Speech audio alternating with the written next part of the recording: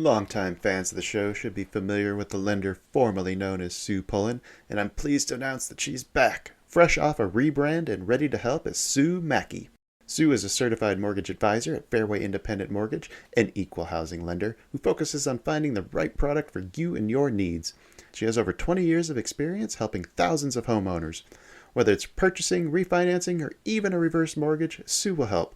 Sue's licensed in 36 states now, so reach out and let Sue Mackey it happen for you. The best way to reach her is just give her a call at 520-977-7904 or in an email, spullen@fairwaymc.com. Fairway Independent Mortgage has an MLS number of 2289. Sue Mackey has an MLS number of 206048. That email again, spullen@fairwaymc.com, and that phone number is 520-977-7904. Shoot Sue an email and let her know she needs to update that address. Disclaimer time. This is where I tell everyone to lighten up. It's just a podcast. Trading is like that roller coaster at the amusement park. Thrilling, unpredictable, and potentially stomach-churning. What works for one person might leave another clutching their hat in the wind. Our hosts and guests, they're awesome, knowledgeable, full of insights, but we're not financial advisors. So don't rush to make any investment decisions based solely on our banter. Always consult with a professional or do your own research. Plus, let's face it, we like to have fun, laugh, enjoy the trading ride together. It's all in the name of good podcasting fun. So remember, take it easy, don't bet the farm, and keep your seatbelts on at all times. Thank you for listening. Hello, everyone, and welcome to the China Shop, home of the Arizona Wildcats. I am Kyle, and joining me is Baba Yaga, president of the Lute Olson Fan Club, Carolina chapter. Fleri, our honorary CEO, and Bear Goes Long is standing by in case one of us needs resuscitation after this intro. Honestly, I didn't think, Baba, you'd let me make it this far, so I kind of stopped writing after that part. So I'm respectful, you know. Who's your favorite Wildcat? I don't have one. Actually, we have a wildcat mounted in the man cave at my dad's house. So. Nice. Who are the Wildcats? Is that like a professional team? So we found out that Baba is a big fan of Duke. I did not know that. I grew up in Arizona and was a Wildcats fan, and there's a little bit of bad blood between the two teams. Yeah, I sent Kyle a picture from the entrance to Cameron Indoor Stadium of the national championship where we beat Arizona's 2001 Circle 01. You know the worst part about that year is that's the year Lute Olson's wife died, and the players dedicated the entire season to her. Well, they came up short. Yeah. Last game of the season. Tough look. You hate to see it. So how was the Duke game, dude? You went to one this week, didn't you? Or last week? We did we spent New Year's Eve and part of New Year's Day in I'm gonna switch hats now. In what do you call it? Raleigh, Durham area? Burns too much. It's just a little vibrant for my taste. A little too heavy. We spent, so it was awesome, dude. It was a lot of. I've never been to a game there.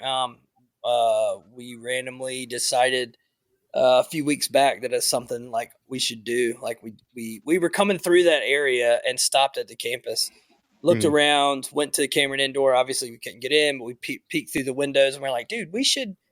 Why have we never been to a game? Let's go to a game. So you're just there and just like, hey, we'll go to a game. Why not? Well, yeah, we had to book. Get the tickets sorted out. Like we didn't go that day. Yeah. Okay. But we talked about the plan, and my wife, being the planning wizard that she is, got it worked out. So nice. Anybody else do anything fun this week or past week? Fleri, I heard you've been wiping up the floors in the local poker halls. Yeah, just so for the last 2 years, I've taken this 2 weeks as like my full market decompress. Like almost, I would say I'm not even looking at charts. That'd be a lie. Just like certainly not trading. And this last week has been like really a test of that because the markets have been moving a bunch. But yeah, just trying to take this time as like a decompress, a reset. 2025 goals, planning.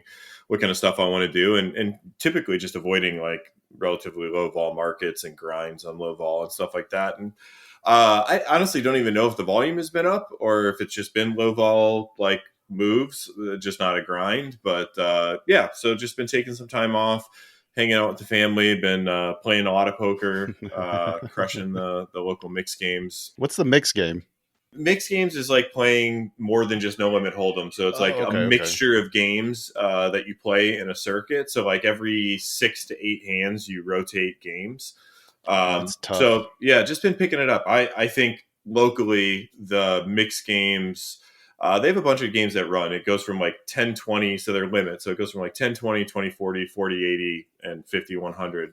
But my inkling, my prediction is that will be where the biggest winners locally come out of in cash. So trying to spend some time just sharpening the skills of those games, because I mean, most people don't know how to play them. So if you're even like average, I think there's a lot of money to be made. So it's just an avenue I'm exploring there, and it's gone well over the break and the hiatus, and still have the iron in the flames for a bunch of food service type stuff that we're working on. And yeah, excited. Honestly, I've missed it. So excited to get back. I don't know if it's just watching the market move and just being like, I'm not trading. Or has Bob been sending you screenshots the last couple of days? Oh man, so many. Sorry. Did you see that banger perfect setup? And I'm like, God damn it! Like, yes, I saw it. Like, I'm trying to pretend like I didn't. But yeah. A triple plus setup. I know, right? It always is when you're just watching or not even looking. But yeah, excited to get back to the markets. Gonna come back in or ease back in Monday, and yeah.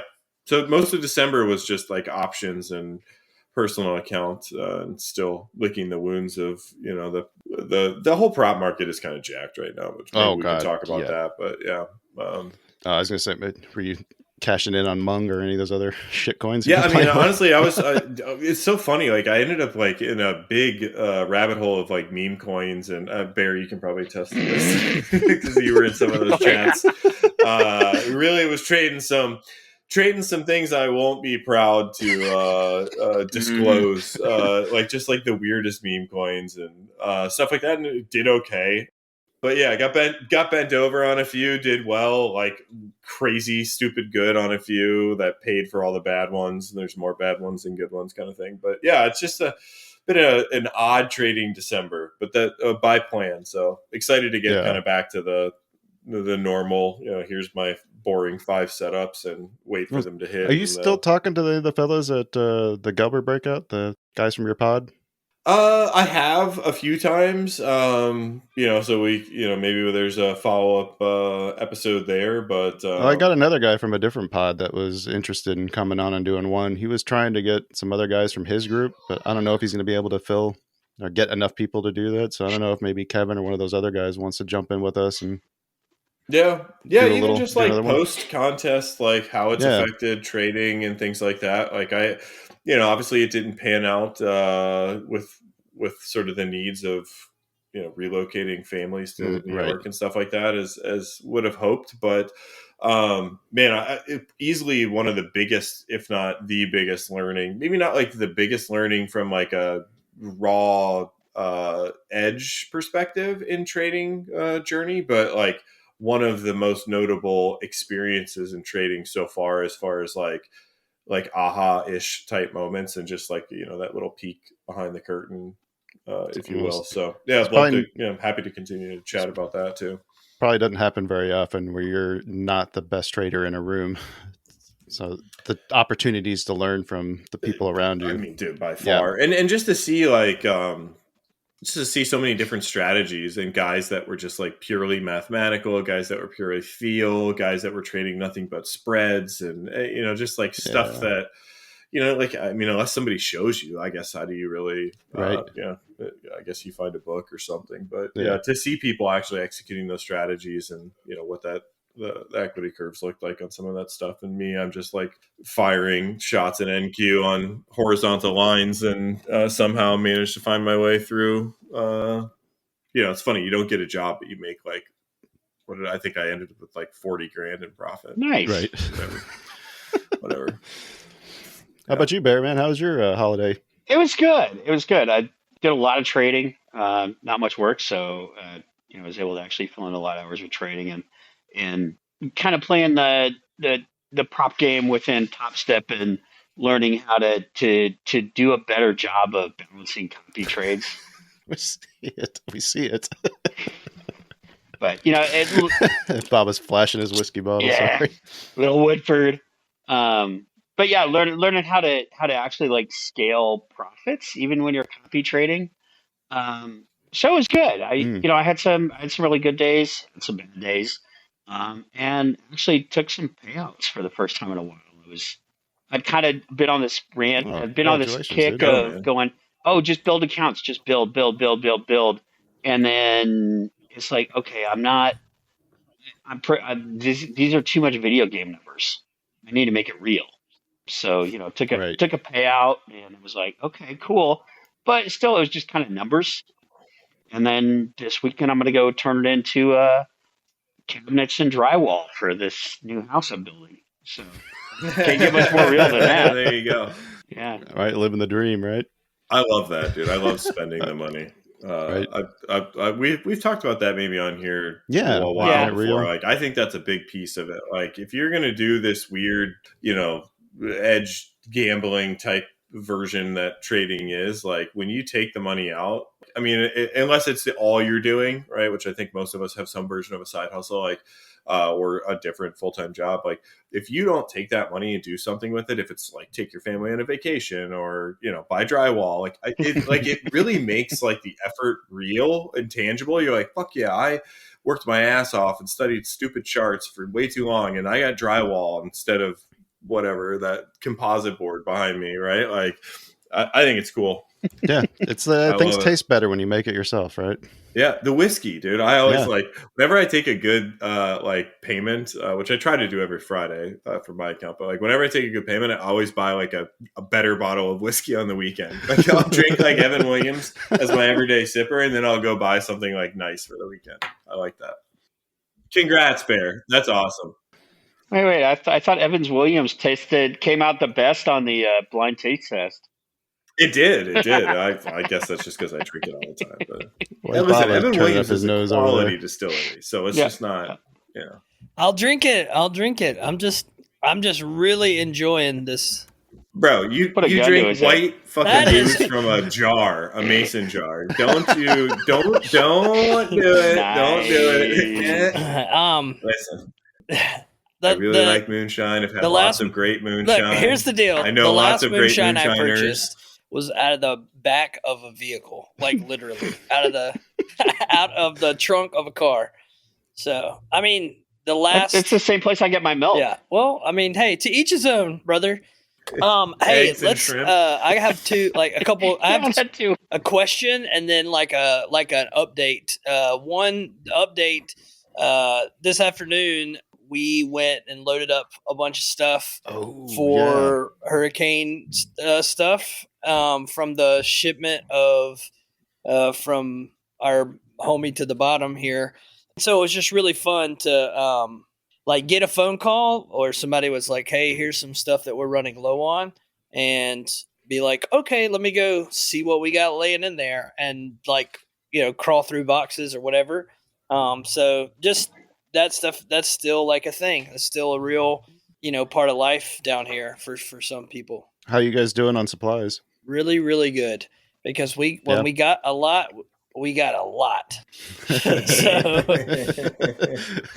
I told you, 26 pallets doesn't sound like a lot, and then you're like, shit, and then what are it's we doing even with like all this? finding. So like when you store, you have to strategically store them because like you need to be able to find the macaroni and cheese pallet sometimes, but then sometimes you need to be able to get to the ramen pallet, and maybe the Dr. Pepper pallet stacked on top of the Pedialyte pallet. So you see what I'm saying? It's like it's funny, but You had a Dr. Pepper pallet? we do. We have a Diet Pepsi pallet. We have a Coke Zero pallet. And here's what's funny: we hadn't done a lot with drinks. There's probably 3 pallets, probably four pallets or so of drinks ish, like plus or minus. We hadn't really done much with that because, like, I don't know who needs like soda in a crisis. But that was actually one of the specific things that was asked about, like this coming into this weekend was like drinks. Hey, we sports drinks like Gatorades and also just like regular drinks, like sodas, whatever you guys call it, pop, where you guys are from. And I was like, oh my God, we have so much of that. How cool, right? So shout out. So that's cool. Yeah. Just an update for people that may be interested. But we have like a lot of stuff. So, but that thanks was the everybody who plan. helped with that, That too. was the plan. Like to have stuff when people are not excited about it anymore. Right. So being able to Yeah, like, because you get that first initial burst and then it just dies. and we've off real taken quick after that. we've taken other stuff, other van loads of stuff, and other loads from that. But now I feel like it's like into that like pace of like, here's some more things we need without overwhelming. Like that's the other part is like, oh, well, I could put it all in a flatbed and like show up with it, but that's like overwhelming. So it's better to like load like 2 vehicles or a vehicle like my truck or whatever, and just like take that. So You said I had 2 two things. That was the one like serious update. The question was, Bear said something like, he said something about scaling. He'd been scaling something, scaling profits or scaling something. What are you talking about? So I'm copy trading multiple accounts. So like Top Step lets you copy trade 5 accounts at the same time. And one of the things that I started experimenting with and got to really like is that Top Step lets you set like a profit target. And if you hit that profit target, it hard locks the account for the rest of the day. And so rather than like trying to copy trade 3, 4, 5 accounts at the same time, what I started doing is at the beginning of the day, I would set each account at a different profit target. So, like one account's at 450, one's at 900, one's at 1350. And basically what it would do is as I went up in profit, my accounts would like peel out. But even more than that, they would block it. And so, like the primary account that I was trading, if I, went over that stupid limit and I started tilting and I gave the day back, I only gave the day back on 1 account, not 5 accounts. Or however many accounts I was trading, and it was just a whole different approach than I thought about ever doing. Because naturally, when you go in with copy trading, your mind says, "Oh, greed, maximize, maximize, maximize." I want to have a $10,000 day on 5 accounts. Well, that's not realistic. And it's been really interesting, and so I've got one account that it consistently locks. Sometimes I'll manually lock it at like just over that $200 limit, but its default is 450, and that's my most consistent account because that's like the lowest point where if I start to have an upswing in a day, I'll get into there, and then sometimes I'll trend back down, and so on the day history, that's the one that has like I want to say like 2 or 3 losing days out of 15. So it's just interesting. But it's just different ways to play with my psychology and see what's triggering my emotions. So it's good. Okay, so it sounds like you found a trigger is like actually making too much in a day, to where if you hit a certain threshold, then you tend to give it back. Yep. Oh yeah. Man, stats are cool, aren't they? and and psychology stuff too. I got a lot of stuff going on in my personal life, and so I was like super stressed out, like New Year's Eve, and I was trading to avoid some shit, and I was trading really well, and fortunately all my accounts locked out except for the big one I was trading in. I got up like $2,800. I'm like, oh, dude, this is awesome. This is going to be freaking amazing. And then I just went on full winter tilt and gave it all back.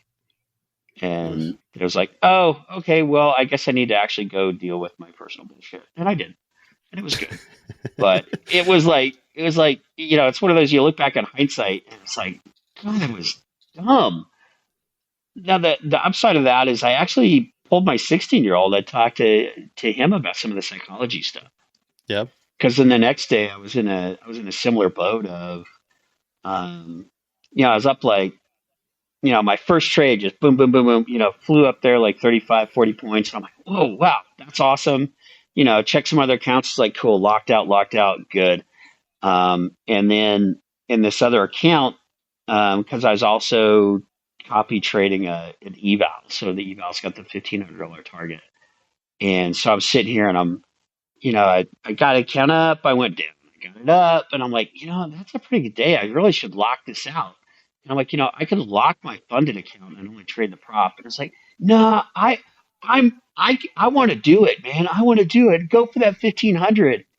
And and even my son said, he's like, dude, he said, I think it was the goal that screwed you up because you were sitting there aiming for the goal rather than trying to aim for the good trades. And I'm like, damn it. We're so smart.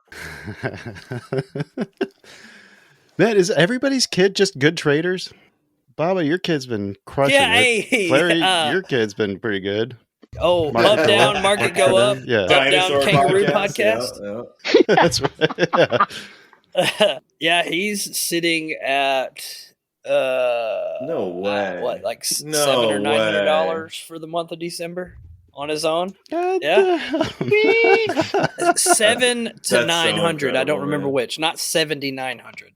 7 Yeah, or 9. Dude, I have Still not. almost a grand. Yeah, I watched him. Like he was taking a trade. I think I sent it to you, Kyle, or maybe it was J Mac. You did, I was like, yeah, I don't really yeah. like this. He's taking this trade right now. Like a screenshot or took a picture from behind him. He's sitting at the desk. I haven't said anything about like no advice, no anything. I've just opened it, and whenever he says, "Hey, is the market open right now?" and I'll say, "Yeah," and he's like, "I think I want to trade," and he'll just sit down and. He'll usually, honestly, dude, he like sits here for like 2 minutes and then he's in a trade. And oh wow. And then he made his little $200 the other day. And then I was like, "Are you done?" Or he's like, actually, he put the trade on and left the room, went to jump on the trampoline, had his targets and stops, and came back and one of them had filled, and he looked at it.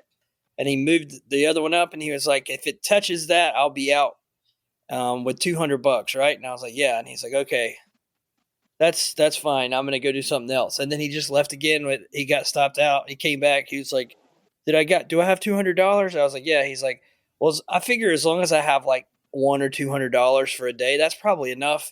Well, I'm gonna go do something else." And he like,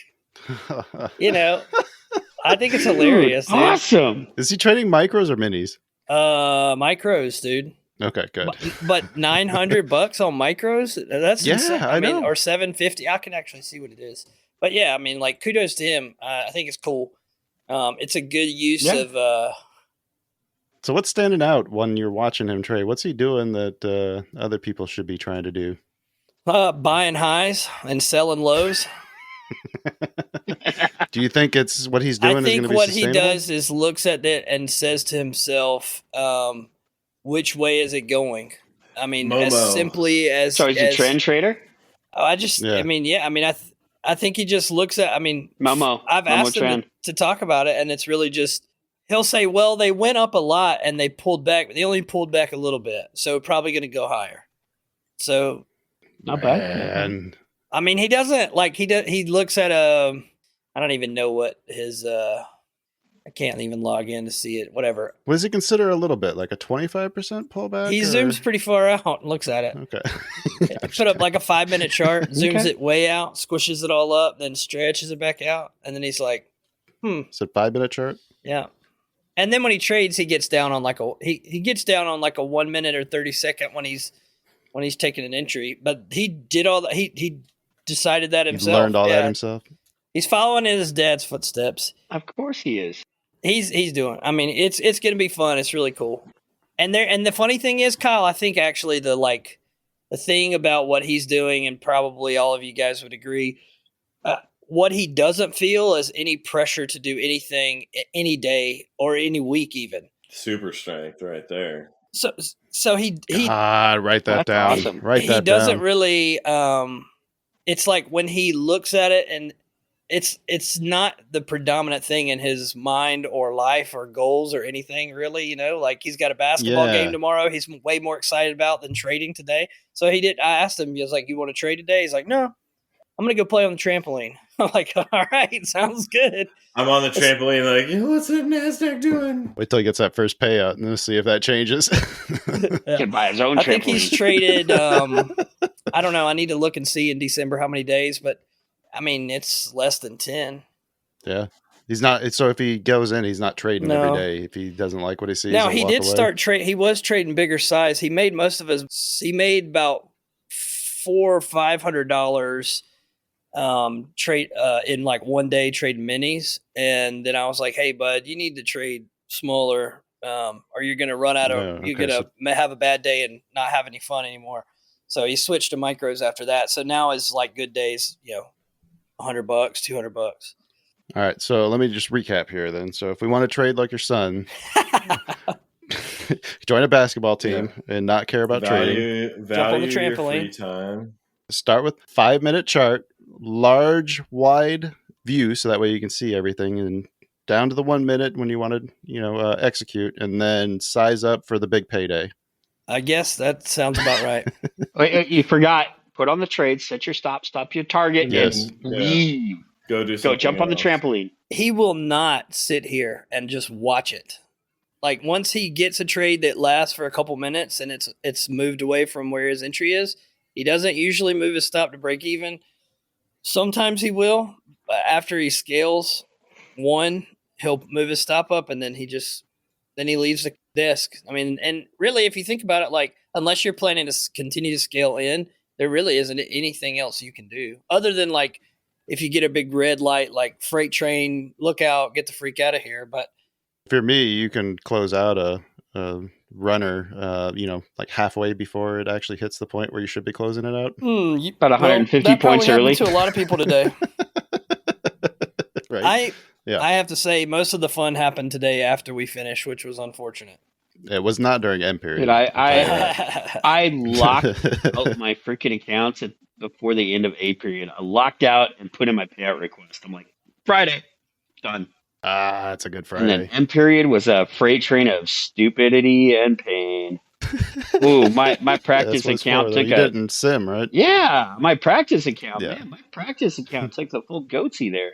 I closed out. I think I had 11.5 points on ES and like 92 on YM. I was like, I don't know, this is going to be enough. So over this break, I guess I know I took time off. Fleri's been taking time off. Yeah. Bear, you take any time off? Not really. Kyle, you took some time off? Yeah, I took at least a solid week and a half of not looking at anything. What were some of so did you do anything during that time trade related or research related? Did you use that time in any what do you do when you take time off of trading? Well, I'll tell you what I did just because it'll be quick. But the first week was just the nothing, decompress, don't even look at the charts. I didn't even want to get up when the markets are open. I'd sleep in, enjoy, some time away from it. And then this past week, I spent basically replaying every morning while everybody else was trading. So I replayed for a good 3-4 hours each morning just to kind of get the process back to kind of dialed into where I want it for when I'm ready to hit the ground running on the new year, Monday. Longtime fans of the show should be familiar with the lender formerly known as Sue Pullen, and I'm pleased to announce that she's back, fresh off a rebrand and ready to help as Sue Mackey. Sue is a certified mortgage advisor at Fairway Independent Mortgage, an equal housing lender who focuses on finding the right product for you and your needs. She has over 20 years of experience helping thousands of homeowners. Whether it's purchasing, refinancing, or even a reverse mortgage, Sue will help. Sue's licensed in 36 states now, so reach out and let Sue Mackey it happen for you.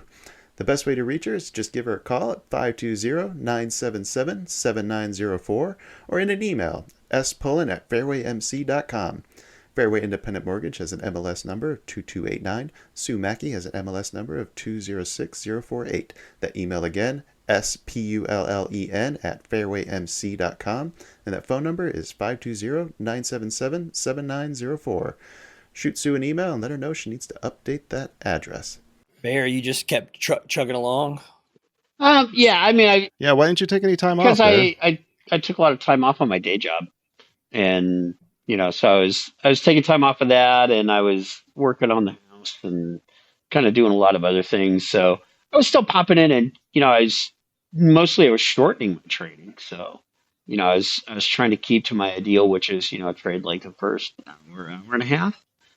Actually had a couple of, actually during that time had a couple of really good, night setups where, come in an Asia session and kind of catch a little Momo trend and set my targets and go to bed and wake up and go, cool.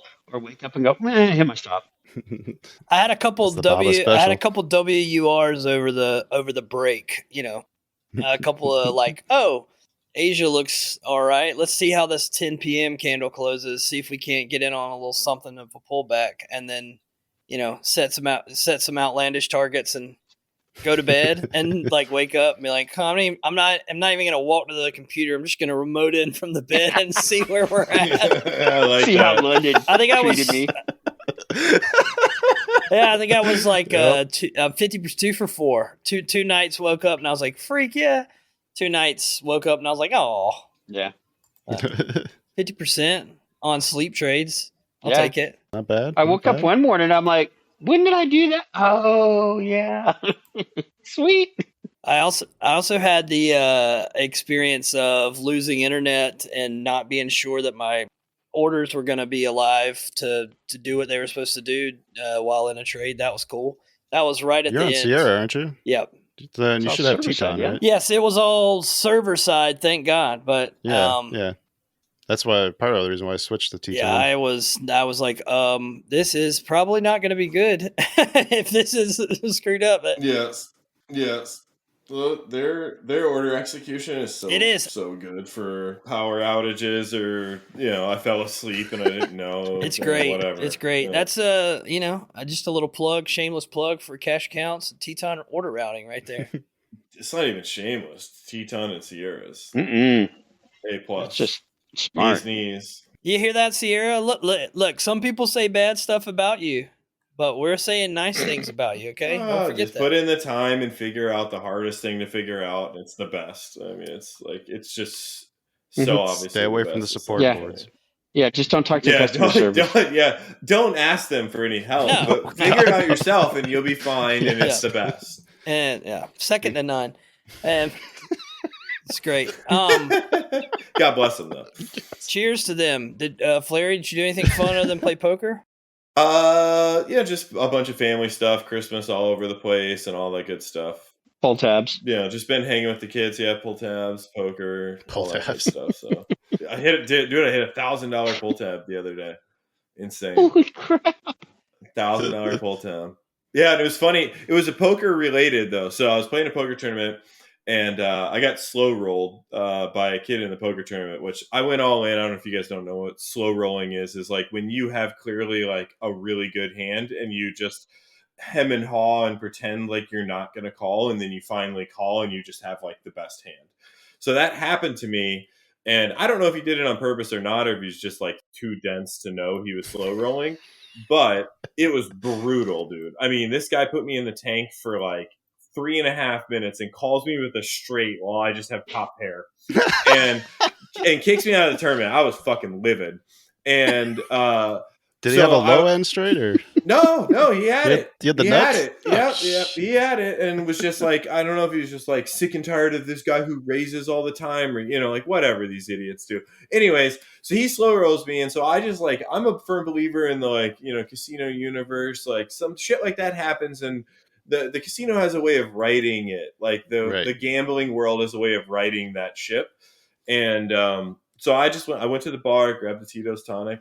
Shout out to Tito's, and I was like, you know what? Give me $100 in the $5 box. Let's see if this, if the universe will write itself.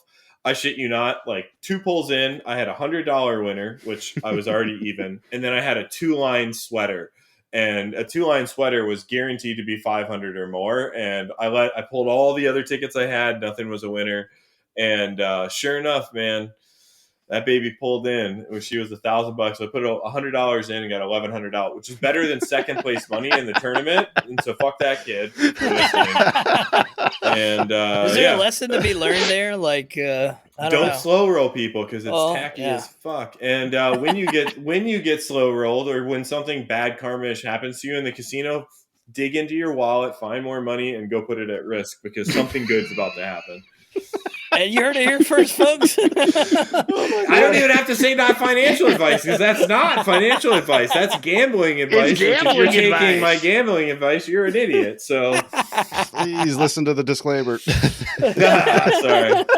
Was that financial advice? It might have been. No, it is Shit. not. Okay, good. Then we're I think cool. you're good. I think you're All right. good. Yeah, I it's think we're fine. okay. Yeah. I think we're okay. We should be okay. The show is not Yeah. responsible for the Fine. comments of the participants.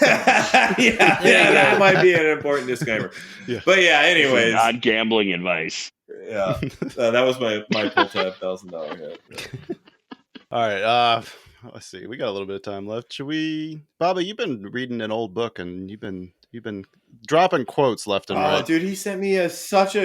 Did he send you that quote today too? Yeah. Oh, I he think hit me did. so good today. I was like, Yeah. man, that is solid. I actually shared it with my. What is it? What is it? My Oh, mentee. All right, so the question about what you did over the break was a little bit selfish because I read a bunch, and Look at you, big brain on Baba. I mean, hey, I had time. Some read, some actual reading, some audio books while driving. A lot of Love driving. those. Virginia, 7 hours or something. It's insane. 7 hours up, 7 hours back. Back to Raleigh, 4 hours, 4 hours. Oh, I made that drive. That's not a fun drive. To my parents' house like 4 times, which is 2 hours every time. My wife's parents' house, hours every time. Anyways, I read I read Tindler's book. I don't remember the name of it Oh, now. yeah. The thing that has like the mental hand history. Mastering the mental game of trading, I think. The mental game of trading, Sorry. something like that. Yeah, it's a good book. Highly recommend. 10 out of 10, or like 9 out of 10. I mean, it's great.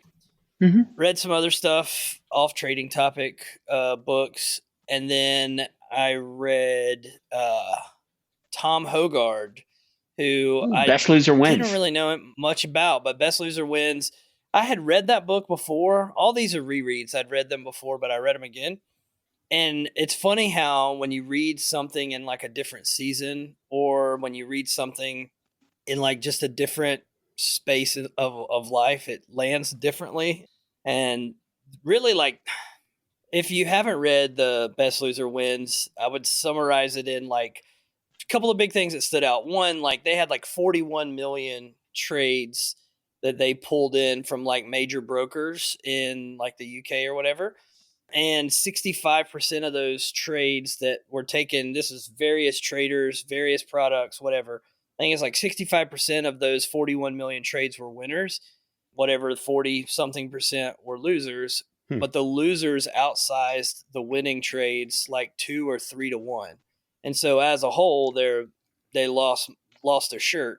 And so his point was like having an edge that has positive expectancy technically is only is really only a sliver of the story. You know, how you manage the other part of trading is important, and how you mentally like engage with fear and risk and stuff like that. And I think for me, in this like timeline of my adventure, that like how you engage with risk, but also how you engage with reward, Yeah. both are pretty big. And so the quote that like, I don't know, I cannot get out of my mind is he summed it up as like the 90% that fail, right? And it varies. Like some brokers have over there, I think they have to have it published, like the success rate of traders or whatever. So like it's 70% failure, 75%, 80 up to 90 something percent, different brokers.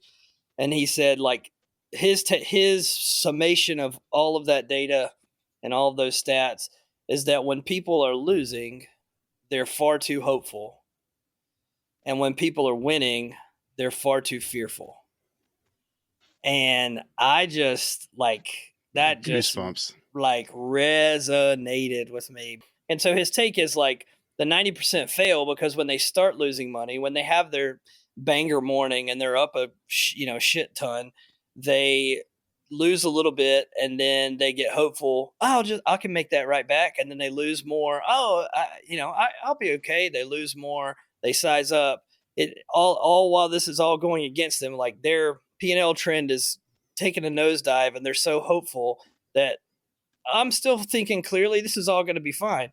Conversely, when you take a banger trade or you're in a banger trade, you're just chomping at the bit to close at the next. Oh, just get to the next target, get size off.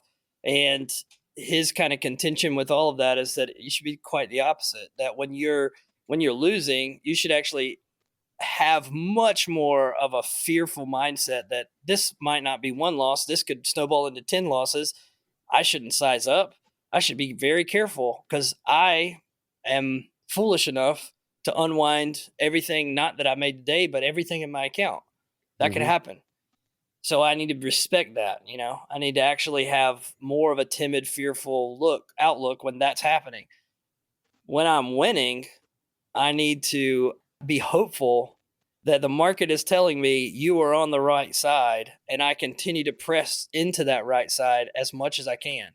And so I can hear Macro Tactical's voice in the back of my head. I'm adding maniacally as soon as it starts going my direction. yeah, Grega, the guy from the Floored documentary, the guy that was like completely intoxicated and like barefoot with his feet on the piano or whatever. If you guys have seen that, he has that quote that's like, most people have it all wrong. When you're winning, you don't bet less, you bet more. There's like a bunch of gifs with that guy's face. It's like, bet more. And it also like just, for me, that idea has framed up even like the thought of P&L as more of a tool than anything else. And the thought of like big days or winning days or whatever are just, I mean, I've always feel like I've been fairly even keel about great days or bad days. It's just like whatever happens. But there's something to the idea of like when you're on the right side and things are spooling for you, instead of figuring out how quickly I can get out, I have over the last couple of days tried and really thought a lot about it, then executed in line with with the idea of like leaning or pressing in a responsible way, but being hopeful that like, why can't we trade? I mean, I look back at my data, I look back at trading days where, they were good days, and looked at where I closed my last piece of the puzzle or piece of the pie and how much further we went on some of those days. And not in like a regretful, like I wish I could have held it longer. I was like, at the end of the day, you can hold something as long as you want. Like, what does it matter on the one hand, especially if you have some play or some either structured way or predetermined way of scaling some portion to cover your risk or your original entry or whatever. Like, I want to be surprised at what the market does for me. And the market's not, it doesn't have an attitude like, oh, as soon as he thinks he's good, I'm going to crush his soul. Like, the market is not looking at us that way. I mean, when I went to New York, one of the things that stood out was the incredible amount of money just in the buildings where this type of business takes place. Like standing beside the New York Stock Exchange or NASDAQ or whatever. And I thought, dude, I could trade 10 times, 20 times what I'm trading, and I wouldn't be a speck of dust. I wouldn't be 100% of what's happening. No one's noticing. There's no target on my back. Right. And so like that's been so inspiring to me. I mean, I'm definitely on a bit of a heater on the trading front right now anyways, and then coming into the first couple of days of January is like this morning was slow-ish, but then the afternoon just, kind of uncorked in a really good way. But I wonder, we were having this conversation in Discord a little bit with someone about P&L and, close this much and how do you do da-da-da-da. And the thought is originated from a place of being worried, right. The conversation you can, I don't want to get on tilt or whatever. And it's like, well, yeah, I don't know. I have been just thinking about it from a like performance and like an efficiency standpoint, like, how do I perform and how efficient can I be with what I'm working with? And, like, why not? Like, why not? Why doesn't the market go? We talked about those 80s and the 520s, or whatever 80s, five somethings. I don't know. I could pull it up, but we talked about that this morning on NQ, 480s and 550s. Now there's like work that had me looking in those two areas, and I wanted to be a part of some kind of move to there, but at certain points today, it seemed like really unlikely, But once I kind of got positioned for that, man, I just was looking for a way to have more on. Like, how can I get some more on? I mean, if we go below where we started this whole journey, then I'm wrong. But as long as we're above that, let's freaking go, Right. Like, and why not? Why not be surprised? So how often do you do that, Baba? How often do you go back and reread the old books? Well, I've read Trading in the Zone a lot of times. I listen to some of the same stuff often. I'll reread Tindler's book again this month. Yeah, it's another good one. Because I feel like there was more to get out of it. That was the second time through. Yeah. So I'm going to just go ahead and read it a third time just because I left the Best Loser Wins so like with a couple of key nuggets that I was able to take them and like make an iteration of them to apply to what I'm doing. And they kind of spark some good thoughts. And I don't want to say that the Tindler book didn't spark good thoughts, but it definitely bears repeating for me, I think, to really have a couple more little nuggets out of it. Yeah. I mean, I read Tindler's book basically when it first came out, and that was like 2.5, 3 years ago. Yeah, something like that.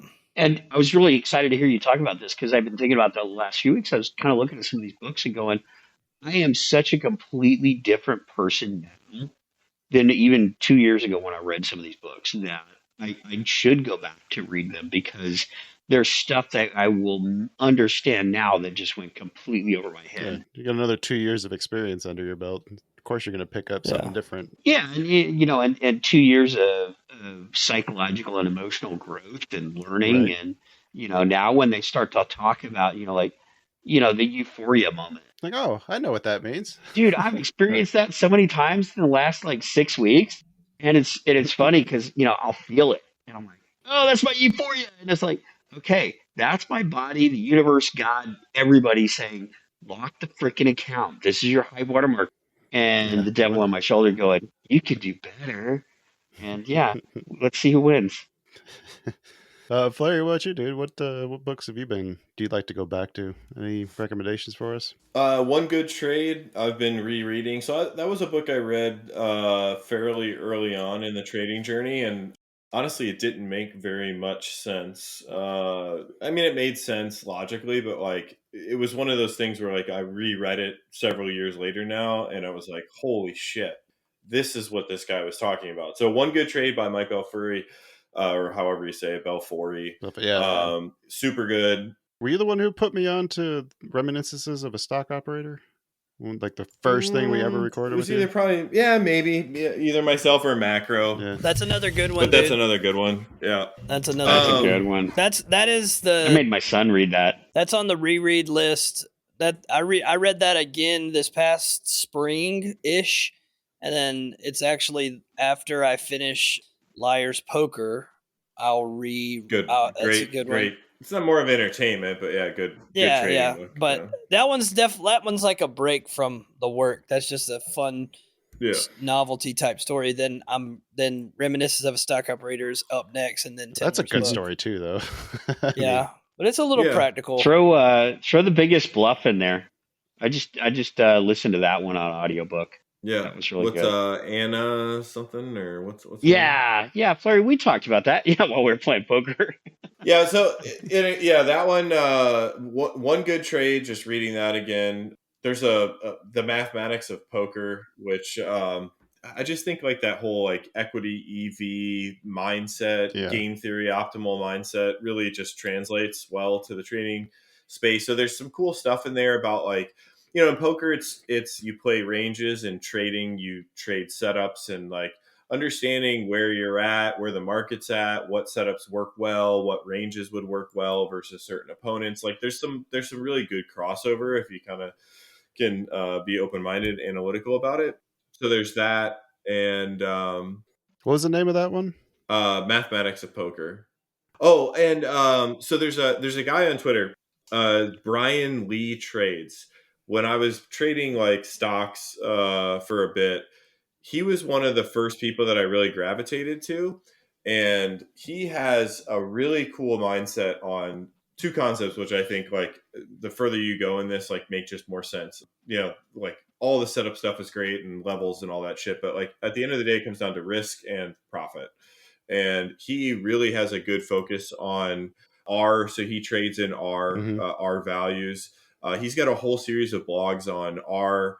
And he just did a whole bunch of new posts. So I went back and read some of his old posts. But he talks a lot about R and then compounding and how, his R value from October, this recent blog, his R value from October, although he took less trades and made less R in December, he actually made more money in December than he made in October. So like, for example, he might have made 75 R in October, but he only made 50 R in December. But because his compounding plan and his risk plan is so well laid out, he actually made more money in December than he did in October. And he just has a really, really good grounded approach to trading your account from an R perspective, which basically is just saying like, dude, you got X amount of dollars, stop being an idiot. And when you plan out your trades, and he goes into like R value, when do you size up based on your R for the month, for the week, whatever. And he's got some different things that he talks about strategy wise. But anyways, the whole point is like, how do you manage your accounts? Like you've got a nut of money to trade. And eval, personal account, you got $1 million, $100,000, doesn't matter. The approach makes sense across all of it. So a really, really good read. And it was kind of the same experience as One Good Trade, going back and reading some of the blogs that I had read like this, like going on like 4 or 5 years ago, just like about the R value and like compounding accounts and not trading outside of your means. And then also like how to allocate multiple R to A plus trades and things like that. And what, like, this guy basically, at the end of the day, the short way to say it is he plays the long game. He is not in it for $1,000 today. He's in it for the $10,000 that the same trade makes 2 months from now if he sticks to his plan. And it's just a really good mindset. And the reason I backed up on his stuff was because I'm, sort of mentoring this younger kid who's learning how to trade, and I really like, he's struggling with risk. And I was like, dude, you got to go read this guy's blog. If you just slowed down and took your time and planned this stuff out, I think you would see, the long game of this. Not, I made $2,000 in Top Step today, and it's like, well, great, dude, but you got no payout, and you traded 95% risk, right? Like, you're levered to the tits, they would say, and what's to stop you from blowing it tomorrow? Right. Well, and that's the boom bust that he's been on. So, anyways, Brian Lee Trades, and I actually think that's his handle on. I'll make sure to link that. Brian Lee Trades, but awesome. super good stuff on R and all that good stuff. Yeah, I'll make sure. Anyway, I'll make sure that's linked in there. All the books that were mentioned there, I'll get those added to the Knowledge Center. There's a book recommendations list on there. I've been trying to keep track. Actually, Laura, I should say, has been trying to keep track of all the books that get mentioned on this program. So I'll get that added on there. Throw a link in the description. Anything else, you guys, before we wrap up, or should we call it a show? Another thought I've been thinking about coming into this year, and just also in the transitions that I've been going through with trading and all this good stuff, is this idea of like, and I don't know the right words for it. There's probably like a technical term for this, but like it's in the lines of risk. So like the efficiency side. So I can make, most of the time we take the dollars out of it, we're looking at points, right? Risking these points for these points, whatever. To make, let's say, $1,000. $1,000 in a day with a couple of, even one standard contract or two, there's this risk profile associated with that, right? Yeah. And then you take the same concept. Let's look at $1,000 in a day trading 4 micros. The risk is so much deflated in that scenario. The notional risk, but also just like the longevity piece. And so that's where I think there's some swimming and diving into that idea, because I think a lot of people, and I think all of these books and all of this stuff is kind of what also kind of prompted my mind in that direction. But a lot of people, I feel, do not consider the amount of size they're using to create a certain result. Yeah. And so my contention would be the smallest you can trade and create your desired result is the idea. So like I could trade, I don't know, 10 times what I'm trading or more, but I'm trying to be like as efficient as possible with the risk. You're trying to create a more steady outcome. With the risk of the minis, our full-size contracts, you're going to have a lot larger variance, I think, between your daily outcomes. Is that fair to say? Yeah, yeah, I mean, and it comes down to, I feel like one continues to hone a skill set and then one kind of just chases a number, Yeah. right? I don't know. That's just been such a compelling thought to me as people ask me about size and stuff a lot. And I think a lot of folks think great trader, huge size. Right. Yeah. Like that's the thought. Or are you trading minis or are you trading micros? You know, it's like, well, that's not really the question. The question is how. So it was prompted from a conversation that I had with an options trader who, you know, is risking significant money to make $1,000 in a day. But we're talking like 10. I mean, his position size is 10 times that. Mm-hmm. And I'm just thinking, oh my God, like my heart is beating fast for you, man. Like, I don't care how much money you have. That just is like so scary. Maybe I'm a punk, but my thought is like, how can we, I don't know. I think I would just love to help foster the thought for people that it is not so much about the dollar amount necessarily. I mean, that matters, but the efficiency is what is scalable. Baba, do you have any ideas for people who might be experts willing to talk to us about like that? We can do like a deeper dive into that subject. I don't. I mean, you know, and I'm not saying you don't. I mean, again, I'm pressing when we're good. Like I'm throwing it on the table, but as far as trading goes and like getting more size on as we're going and all this stuff. But I feel like there's this rush among traders from sim space to regular to like achieve certain numbers without the thought of like the realistic scalability of that. But like you said, according to your variance, like, so I don't know. I don't have any expert. That's just been like a thing for me for a while. And then rereading all this, it's just been another thing that's bubbled up. Let's give that some thought. That sounds like a topic that we could probably spend a good hour on if we can get the right people in there. Yeah. Yeah, we'll give that some thought. But I think it is probably time to wrap up because we're getting close to an hour and get everybody off to bed. So I'd like to say thank you to Baba, Bear, Fleri, Purdue, Joel, Mr. Banks, Cleo, and everybody listening for making this podcast such a joy to make.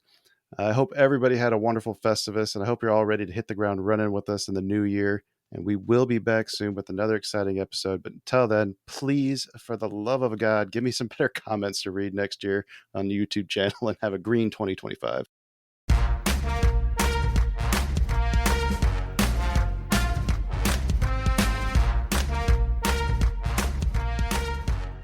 This podcast is intended for informational and educational purposes only. It does not constitute financial or investment advice and should not be construed as such.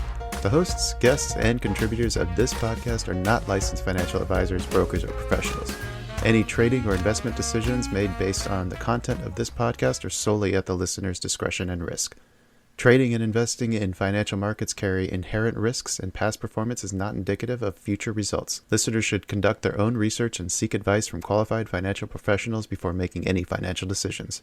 The views, opinions, and information shared in this podcast are those of the individual contributors and do not necessarily reflect the views or policies of the podcast creators or associated organizations. Produced by China Shop Productions.